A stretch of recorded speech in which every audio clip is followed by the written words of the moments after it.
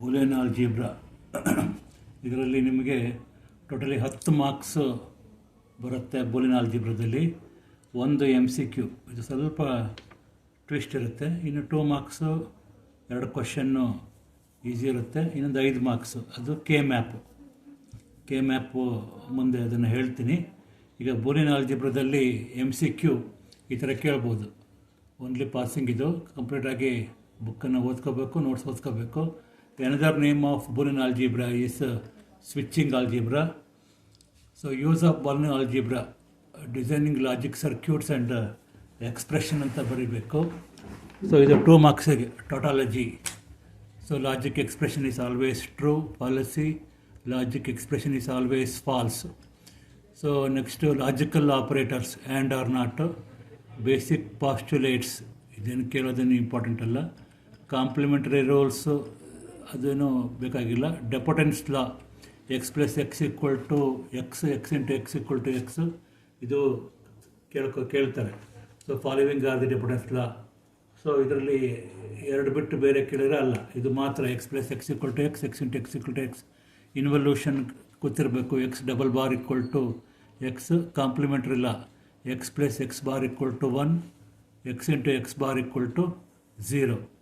Next ಇನ್ನು ಕೇಳ್ಬೋದು absorption law, X plus x y equal to X, X into x plus y. ಈ commutative law, associative law, distributive law ಅಷ್ಟೇನು important ಆಗೋದಿಲ್ಲ ಅನಿಸುತ್ತೆ. So D Morgan's theorem ಇದು ಕೇಳ್ಬೋದು 2 ಮಾರ್ಕ್ಸಿಗೆ. Mention De Morgan's theorem. First theorem X plus Y whole bar is equal to X bar into Y bar. Second ಥಿಯರಮಲ್ಲಿ X Y whole bar is equal to X bar plus Y bar. So ಇಲ್ಲಿ 2 ಮಾರ್ಕ್ಸಿನ question ಮತ್ತೆ appear ಆಗ್ತಿದೆ. Min term, product of all literals with in the logic system. Max term, sum of all literal with in the logic system. So ಇದು 2 ಮಾರ್ಕ್ಸಿಗೆ. ಒಂದು ಟೊಟಾಲಜಿ, ಒಂದು fallacy, ಇನ್ನೊಂದು ಮಿನ್ term, ಇನ್ನೊಂದು Max term, ಇನ್ನೊಂದು ಡ್ಯುಯಾಲಿಟಿ. ಇಲ್ಲಿ ಅದು ಮೆನ್ಷನ್ ಆಗಿಲ್ಲ, ಮುಂದೆ ಅದು ಕ್ವಶನ್ ಪೇಪರ್ ಸಾಲ್ವ್ ಆದಾಗ ಬರುತ್ತೆ. ಸೊ ಟೊಟಾಲಜಿ, ಫ್ಯಾಲಸಿ, ಮಿನ್ ಟರ್ಮು, ಮ್ಯಾಕ್ಸ್ ಟರ್ಮು, ಡ್ಯುಯಾಲಿಟಿ ಇದು 2 ಮಾರ್ಕ್ಸಿಗೆ ಬರುತ್ತೆ. ಒಂದು ಎಕ್ಸ್ಪ್ರೆಷನ್ ಕೊಟ್ಟು ಸಾಲ್ವ್ ಮಾಡಲಿಕ್ಕೆ ಅದು ನಿಮ್ಮ ಕ್ವಶನ್ ಪೇಪರಲ್ಲಿ ಬರುತ್ತೆ. ಕಾರ್ನಾಗ್ ಮ್ಯಾಪು ಅದನ್ನು ತಿಳ್ಕೊಳ್ಳಿ, ಇದು ಜಸ್ಟ್ ಪಾಸಿಂಗಿಗೆ ಮಾತ್ರ ಕೊಟ್ಟಿದ್ದು. ನೆಕ್ಸ್ಟ್ ನಿಮ್ಮದು ಲಾಜಿಕ್ ಗೇಟ್ ಇದೆ.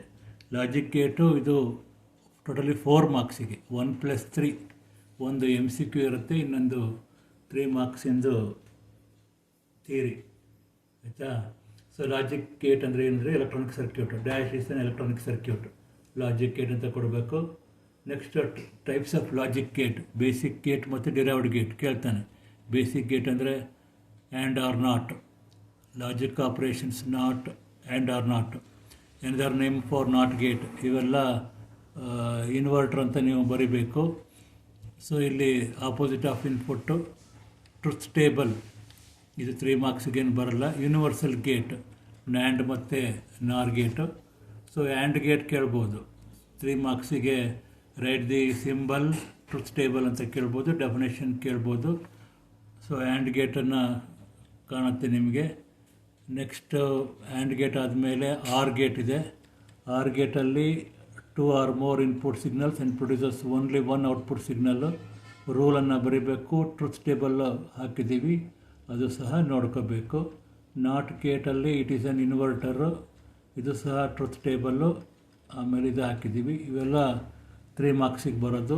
ನ್ಯಾಂಡ್ ಗೇಟ್ ಇದು ಸಹ 3 ಮಾರ್ಕ್ಸಿಗೆ.